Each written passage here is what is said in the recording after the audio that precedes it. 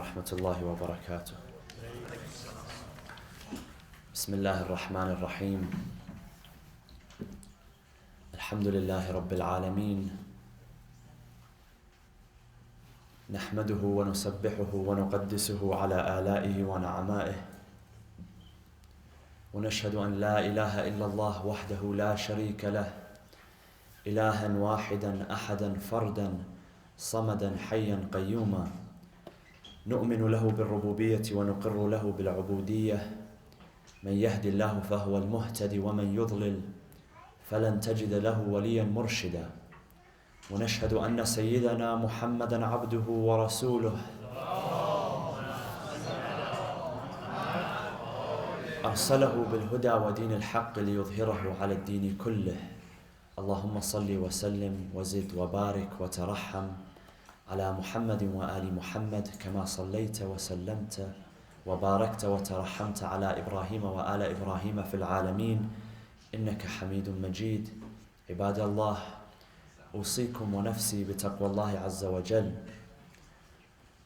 أعوذ بالله من الشيطان الرجيم. بسم الله الرحمن الرحيم. إنما تنذر من اتبع الذكر وخشي الرحمن بالغيب فبشره بمغفرة وأجر كريم. صدق الله العلي العظيم. وصلوا على محمد وآل محمد.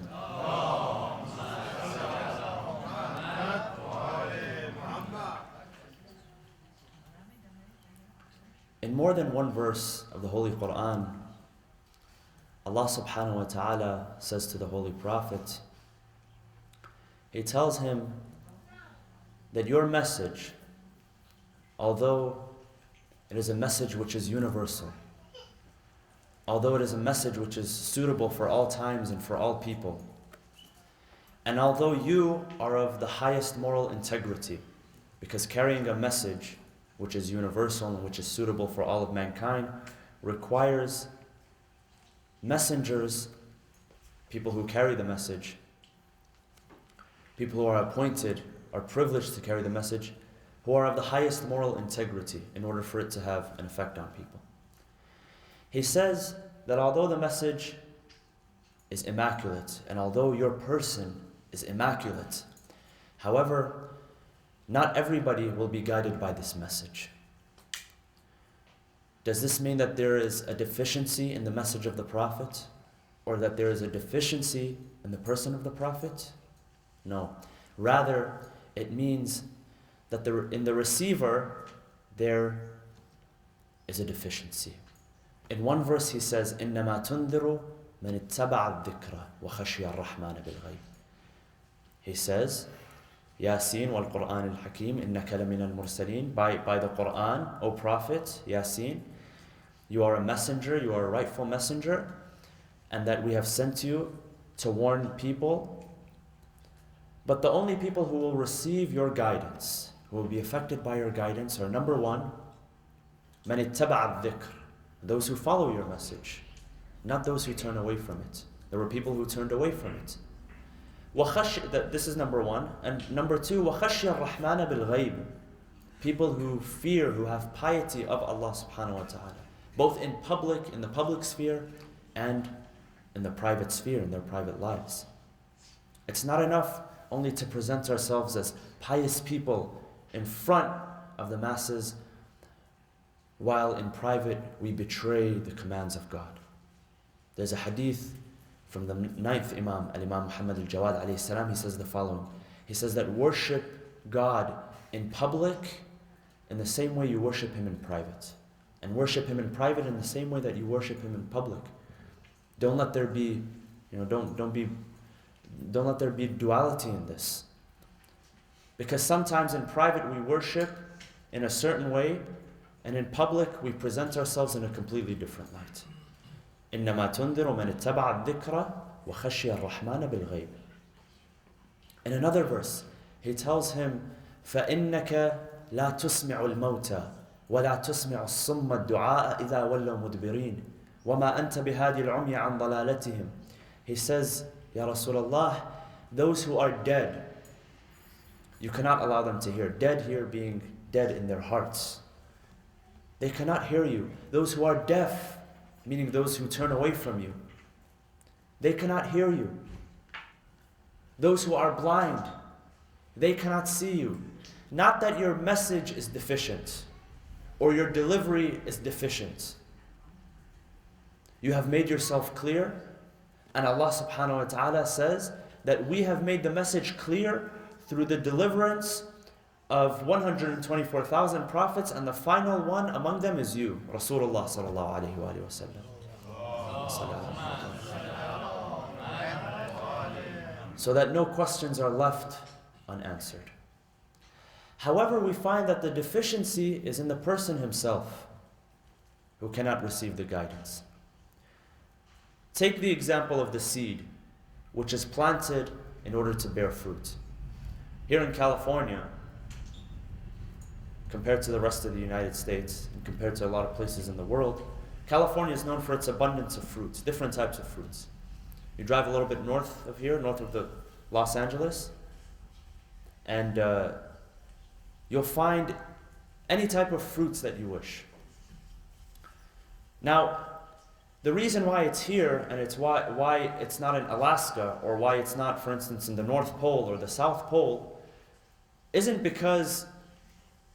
only because the type of seed which is used. You can take that very same seed of the apple tree, for instance, and go and plant it in the North Pole. Go and plant it in Antarctica or in the South Pole. What's going to happen? There's no results. Why? Because the seed is deficient? The seed isn't deficient. Or the person who is planting it is deficient. It could be the exact same farmer who plants it in Sonoma County. Take him to the North Pole and he'll plant it there. You won't receive a result. It won't bear any fruit because the land itself is not fertile. The land itself cannot accept the seed. It won't produce a positive result. And this is why, in order for the message to crystallize and materialize properly, there needs to be, the message itself has to be immaculate. The messenger, the person delivering the message, also has to be immaculate. And the one who is receiving also, there has to be something there. It's not made for everyone. And this reveals the omnipotence of the message of Allah subhanahu wa ta'ala. This is why in the hadith it says, اختاروا لنطفكم فإن العرق دساس. It says literally that choose a repository for your seed. It speaks about procreation, creating family. Choose a repository for your seed. Make sure that you plant it in the right place. If you take a person who is unworthy of being a father, or you take a person who is unworthy of being a mother, you won't produce a good result. اختاروا لنطفكم فإن العرق دساس. So the message of the Quran, the message of Rasulullah sallallahu alaihi wasallam, is not fashioned for all. Is not fashioned for all, meaning not everybody will be able to accept it. Continuing on with this, likewise, is the example with the Ahlulbayt alayhim salam. And this is why the sixth Imam of the school of Ahlulbayt, he says the following. He says that our cause, إِنَّ أَمْرَنَا صَعْبٌ مُسْتَصْعَبٌ. It is a cause which is difficult for many people to bear. And the ahadith of Ahlul Bayt tell us exactly what it means to be a follower of Ahlul Bayt. A follower in belief and a follower in action. In one hadith, the sixth Imam, and this was one of the final hadith which he said, he was on his deathbed when he said the following. He said that those who take their prayers lightly will not receive our intercession. They won't be counted among one of us. Taking our prayers lightly means sometimes people abandon their prayers completely. Sometimes people, they'll pray for a day, they won't pray on the second day. They'll pray for a week, they won't pray for the second week. They'll pray for a month, they won't pray for the second month. This is taking our prayers lightly. Some people, if you look at their daily schedule, the last thing on their to-do list is prayers. They'll do everything else before they'll do prayers. Every single time, intentionally. Sometimes it's unintentional. Sometimes things get in the way. Sometimes you're in a position where you're unable to offer your prayers. Although even then the hadith teaches us that even if you're drowning in the ocean, there's a way to perform your prayers. It says to instead of prostrating and instead of bowing, that you wink with your eyes, and that is a sign of prostration, even if you are drowning. Imam Ali alayhi salam, one time he was in the middle of fighting a battle, and the battle lasted so long that it completely took up the time of prayer. And he prayed while he was fighting in the battle. Rasulullah ordered him to pray while he was fighting in the middle of the battle. So the prayers should not be abandoned. Sometimes we leave it at the last moment. This is not the message. This is not following in the footsteps of Ahlulbayt in their actions. One hadith implies the following, that you will know our followers at the time of prayer. When you hear the call to adhan, when it's noon time or maghrib time or fajr time, especially fajr time, see who gets up for prayer. Those people will be identified as our followers. Sometimes the people who you find getting up to prayer, they're not identified as the followers of Ahlul Bayt, but they follow the Ahlul Bayt in action, not in belief. In action, they follow Ahlul Bayt more than the actual followers of Ahlul Bayt, those who claim to follow Ahlul Bayt in their beliefs. And this is unfortunate. Imam Ali alayhi salam, he says, do not allow other people to apply the teachings of the Quran before you do. It is unfortunate that we find sometimes people, non-Muslims, people who have nothing to do with Islam, they apply the principles, the teachings of the Quran before the Muslims do. The principles of honor, the principles of respect, respecting one's neighbor, taking care of the elderly, cooperating in charitable causes. وَتَعَاوَنُوا عَلَى الْبِرِّ وَالتَّقْوَى وَلَا تَعَاوَنُوا عَلَى الْإِثْمِ وَالْعُدْوَانِ. The Quran clearly says, cooperate with one another. O Muslims, cooperate with one another in charitable causes, and do not cooperate in the perpetration of sinful acts. We find that non-Muslims, they are quicker to apply these important concepts of the Quran before the Muslims themselves, and that's a tragedy. That is when there's a real tragedy. Here we draw a fine line, a distinction between those who truly say we follow the Ahlul Bayt in our beliefs and in our actions, and the people who only follow the Ahlul Bayt through their beliefs and not through their actions. And in reality, this isn't really belief. This isn't real belief. One hadith of the Imam alayhi salam, he says the following. He says, كُونُوا دُعَاةً لَنَا بِغَيْرِ أَلْسِنَتِكُمْ. Or in another version of the hadith, كُونُوا دُعَاةً لَنَا صَامِتِينَ. Invite people to our cause, the cause of Ahlul Bayt, this benevolent cause, بِغَيْرِ أَلْسِنَتِكُمْ, without using your tongues, meaning without speech. Don't speak. A lot of people, they destroy the religion when they speak. The moment they open their mouths, they completely destroy the religion. It says, don't do that. Instead of being a philosopher, instead of considering yourself a scholar, an expert on religion, be an expert in your akhlaq. Be an expert in your morals. Be an expert in your character. Be an expert in your manners. In this, we will follow the righteous path of Ahlul Bayt alayhim salam. So, not everyone will accept the message of Ahlul Bayt alayhim salam. And it's not, nothing happens by coincidence. I mentioned yesterday in the lecture, for those who were here, that Allah subhanahu wa ta'ala picks the perfect people to deliver His message. And here He says in the Quran, He says, Allahu a'lamu haythu yaj'alu risalatah. In the case of the Prophet Muhammad sallallahu alaihi wasallam,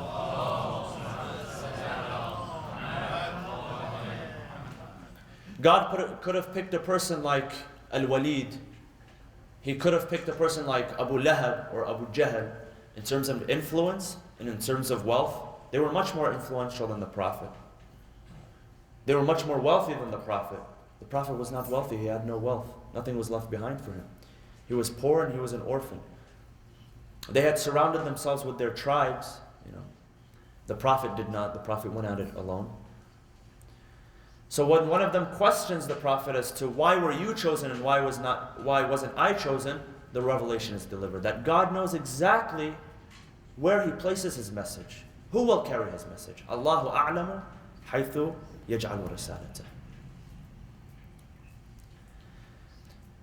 There is one case where a man comes to Rasulullah sallallahu alayhi wa sallam and he says the following.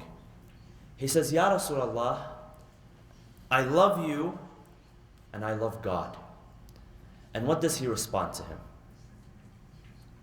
He tells him something that most people would probably be repulsed by.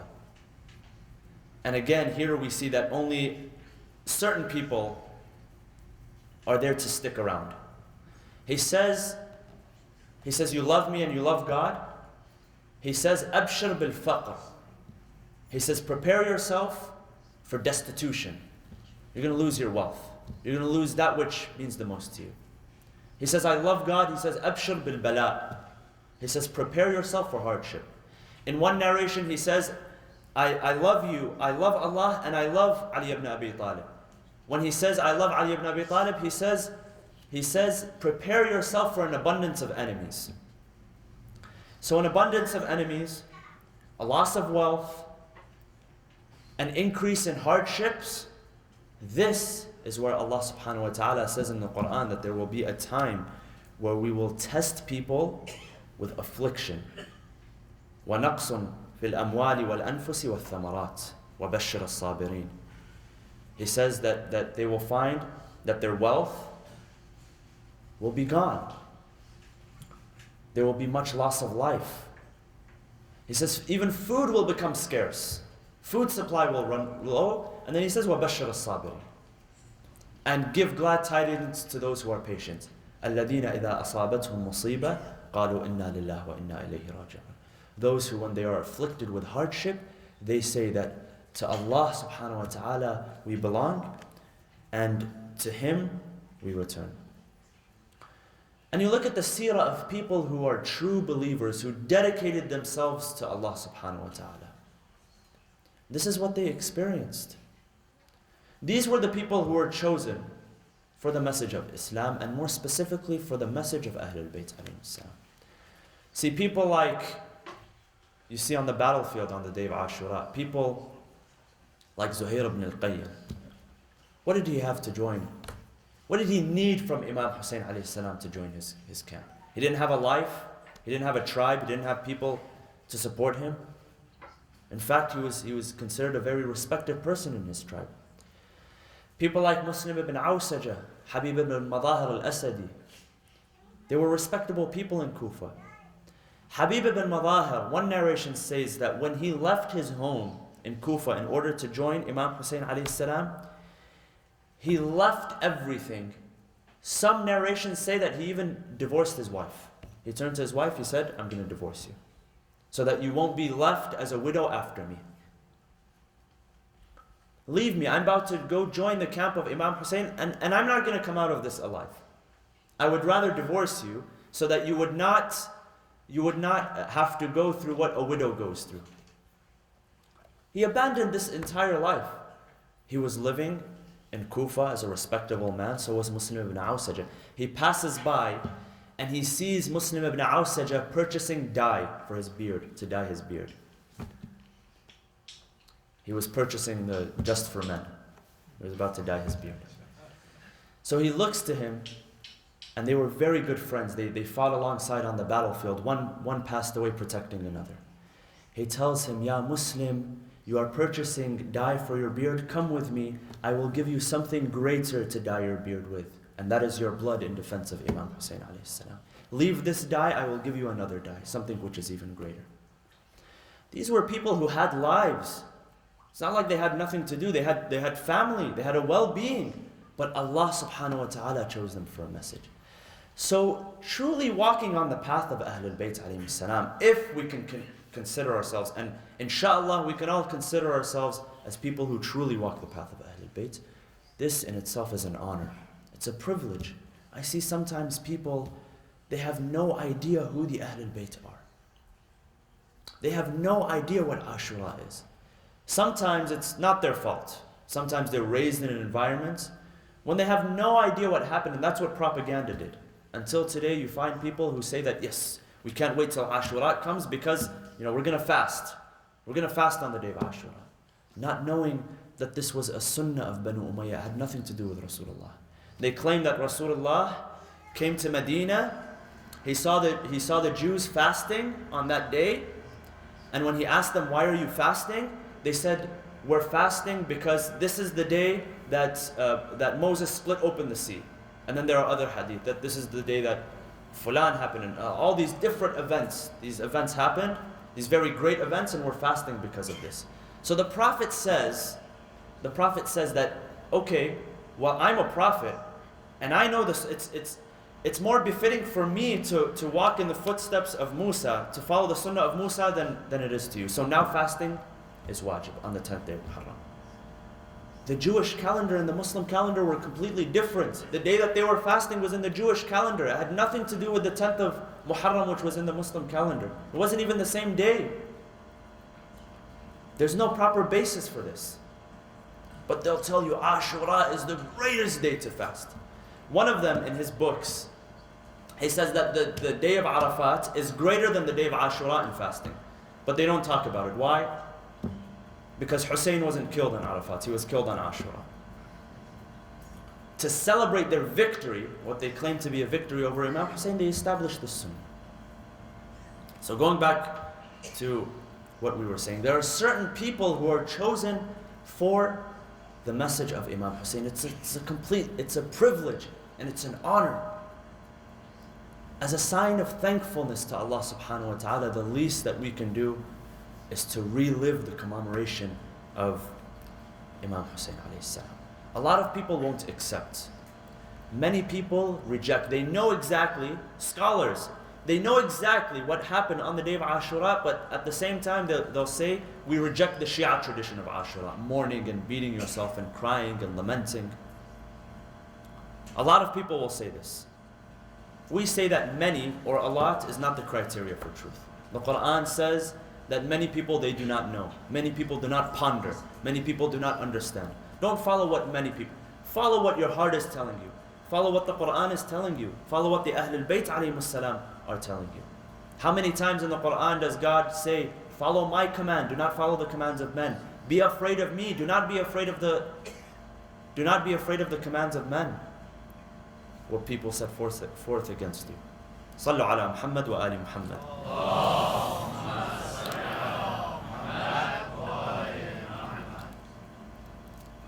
And walking in the path of Ahlul Bayt alayhimus salam requires that a person is not static. A person moves with his heart, with his tongue, with his mouth, meaning his speech, and with his actions. You notice that in early Islam, there were two groups which developed, which were at opposite extremes of one another. One group were known as the Khawarij. The Khawarij, kharaja, means to depart, to exit. And they were labeled as Khawarij because they departed from the fold of Islam through their actions and through their beliefs. These were the people who fought against Imam Ali alayhi salam in the Battle of Siffin. I was reading a history book the other day. It was saying that some of their remnants showed up on the day of Ashura and they fought against Imam Hussein. Because of the animosity, that hatred which was planted within them on the day of Siffin. Although the overwhelming majority of the Khariji army on the day of Nahrawan. On the day of Nahrawan, those who fought against Imam Ali alayhi salam, the overwhelming majority, they were obliterated. They were completely annihilated. Some remnants of them existed. And these remnants, they began to increase in their followers. SubhanAllah, there has to be fitna. There has to be fitna at all times. These people, some of them, they survived, they began to attract followers, and some of them fought against Imam Hussein alayhi salam. These people were at one extreme. They were so extreme in their beliefs that they completely exited the fold of Islam. One of them, one day, Abdullah ibn Wahab al-Saba'i. Abdullah ibn Wahab al-Saba'i, the leader of the Khawarij, one day, he was with Imam Ali alayhi salam, with the companions. So they raised their hands in supplication, in dua. So he looks to him and he says, Ya Ali, what are you doing? Do you not know that God cannot be contained in one place? Why are you placing your hands towards the sky? He says, that's true. God cannot be contained in one place. But Allah says in the Quran that your sustenance, وَفِي السَّمَاءِ رِزْقُكُمْ وَمَا تُوعَدُونَ. He says that in the skies, from the skies comes your sustenance in the form of rain. And he did not accept this answer. He said, no, I insist. The fact that we shouldn't raise our hands, because this is a way of us saying that God is contained in the skies, and God is not contained in the skies. I mean, this is how extreme they were in their beliefs. The Imam told him, never repeat this again. So he abandoned the Imam at that time. And he became the leader of the Khawarij. Now, towards the opposite of the Khawarij, and the Khawarij, one thing that they did, they were not political quietists. They made their voices known. They were against all of the rulers of Islam. They were against Imam Ali, they were against Muawiyah, they were against the leaders that came after, and they didn't get along with anyone. At the opposite end of the spectrum were people called the Murji'ah, the non-partisans, people who never took sides. People who were politically quiet. They never criticized the ruler. No matter what the ruler did, even if he whips your back, even if he tortures you, even if he steals from you, you are not ordered to say anything against him. They narrate a hadith from Isa alayhi salam, which says that he says the following, Jesus, he says the following to his disciples. He says that in the same way that God has left wisdom to the scholars, he says that he has left judgment and authority to the kings. So if you're a scholar, do what you do, write your books, preach, and don't get involved with what the leader says. Don't get involved with what the ruler says. Non-partisanship, politically quietist, irja. Imam Ali alayhi salam and the Ahlulbayt, but beginning with Imam Ali, they criticize both parties. The Khawarij, those who were deviant, who exited the fold of Islam, and on the other side, those people who were politically quietist, who didn't join the ranks of the truth, because there were no questions to be left unanswered.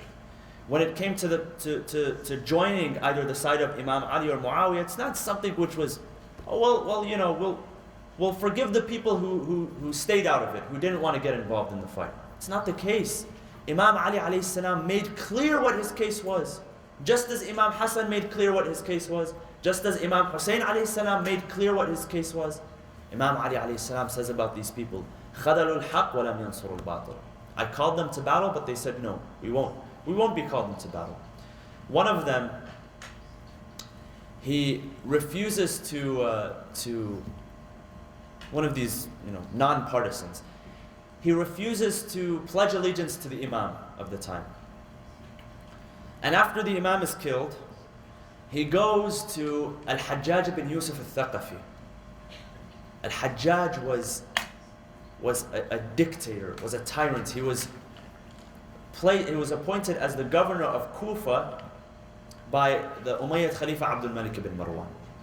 And he had so much animosity to the followers of Ahlulbayt alayhi salam. A man comes to him to pledge allegiance. He comes to him to pledge allegiance. Al-Hajjaj knows that this Imam had rejected pledging allegiance to, this man had rejected pledging allegiance to the Imam. Either it was Imam Ali alayhi salam or Imam Hussein alayhi salam. He had rejected pledging allegiance.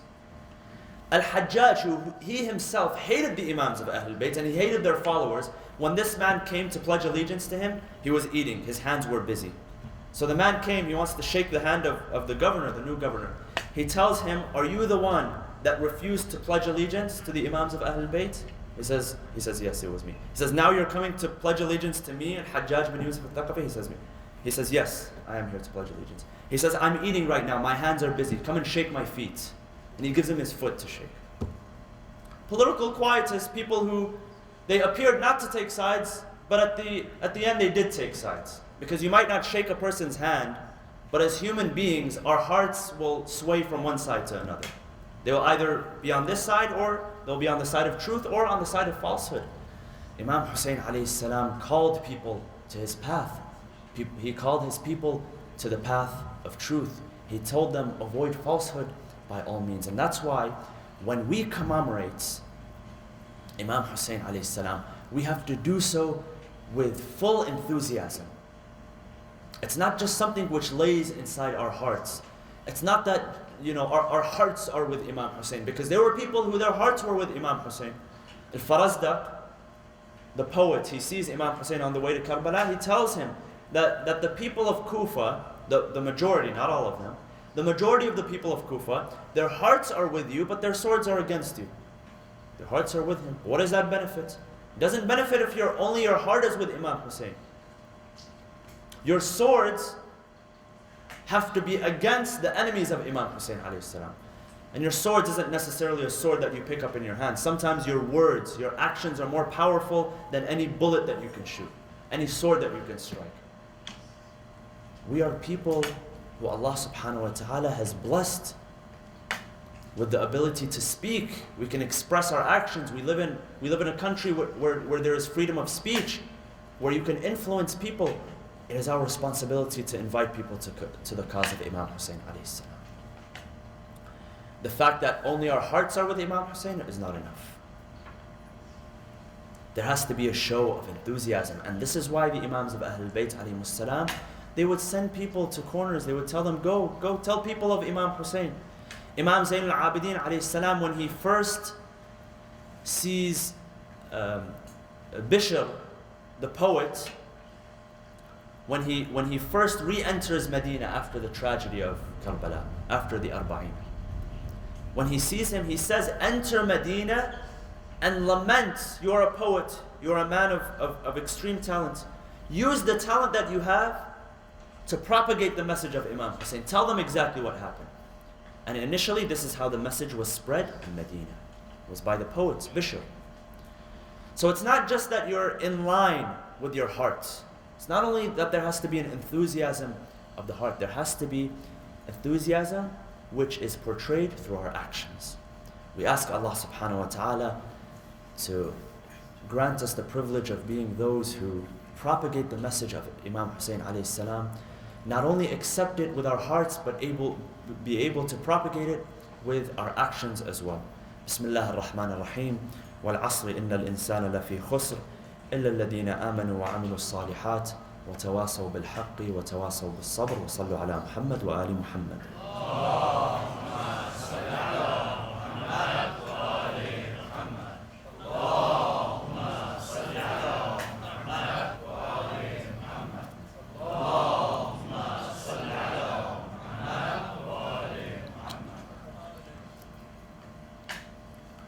بسم الله الرحمن الرحيم. الحمد لله رب العالمين، نحمده ونسبحه ونقدسه على آلائه ونعمائه، ونشهد أن لا إله إلا الله وحده لا شريك له، إلها واحدا أحدا فردا صمدا حيا قيوما، نؤمن له بالربوبية ونقر له بالعبودية، من يهد الله فهو المهتدي ومن يضلل فلن تجد له وليا مرشدا، ونشهد أن سيدنا محمدا عبده ورسوله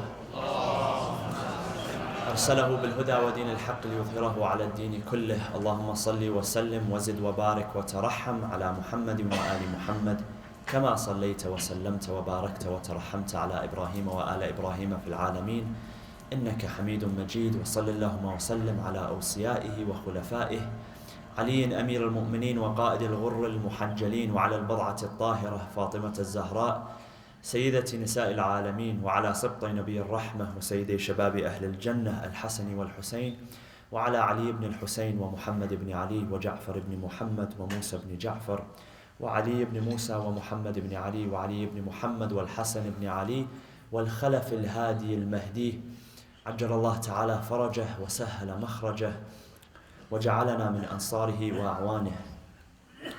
عباد الله، أوصيكم ونفسي بتقوى الله عز وجل. أعوذ بالله من الشيطان الرجيم بسم الله الرحمن الرحيم ذلك ومن يعظم شعائر الله فإنها من تقوى القلوب صدق الله العلي العظيم وصلوا على محمد وآل محمد.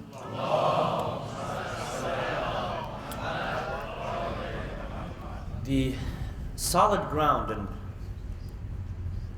the fertile environment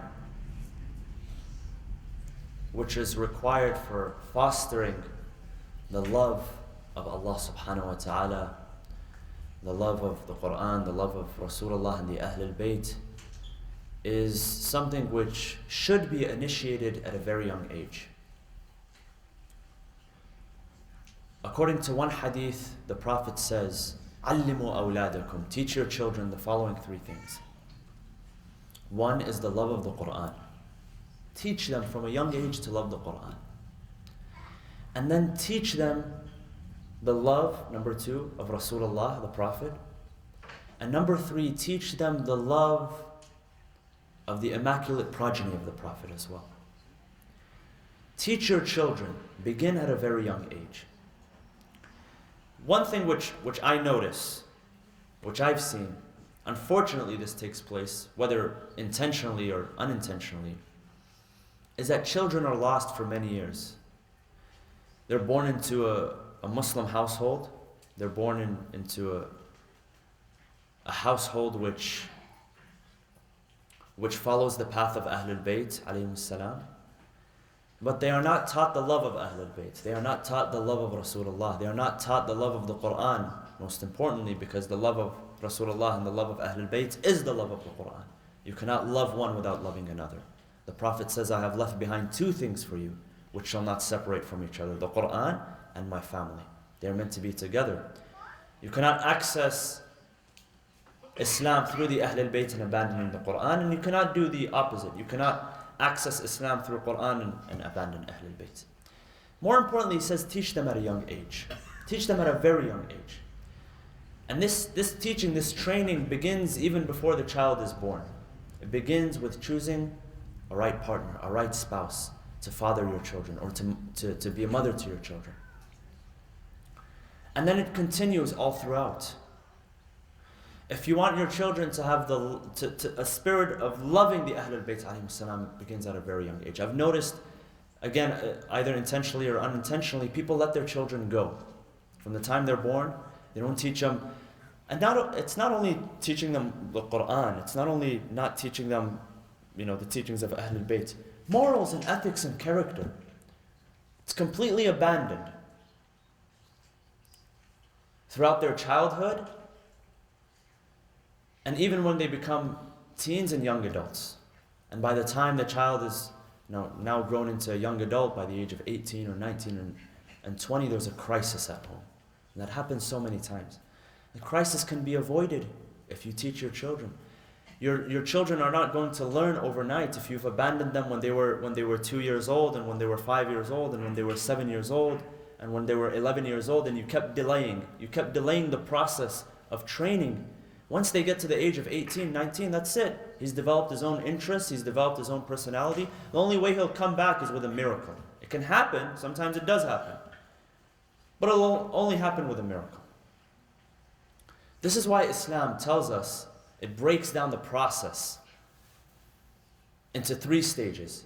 See, when children jump into adulthood overnight, once they become 18 and they become adults, they don't know how to act like adults. They have no idea what to do. They get in all sorts of trouble. All of a sudden, they're financially responsible for themselves. They're responsible for what they do with their car, with their money, with their education, and disasters happen. But Islam emphasizes on the middle age, specifically that age between 7 and 14. It says divide the process of child development into 3 stages. From the time they're born till the time they're 7 years old, from 7 to 14, and from 14 to 21 onwards. Divide them into those stages and you'll be able to properly manage them. Work on them from the time that they're 7 years old till the time they're 14, work on them. Teach them, tell them exactly what to do. Tell them by the time you're an adult, there's no excuses, you can't turn away. Don't wait till they're 14 or 15 or 16 to introduce them to religion. teach them the spirit of the love of Ahlulbayt alayhim salam.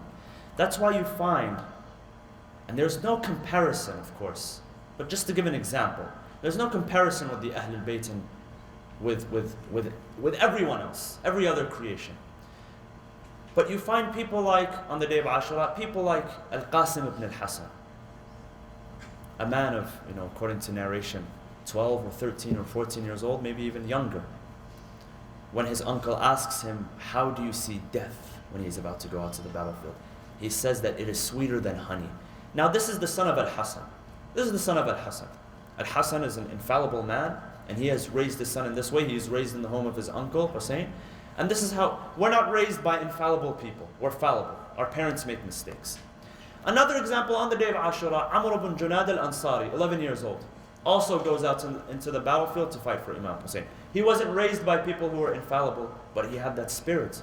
Had it not been his father and his mother who taught him that spirit at a very young age, you wouldn't see him on the battlefield. He would probably be among the other children who did not fight. Their responsibility was not to fight.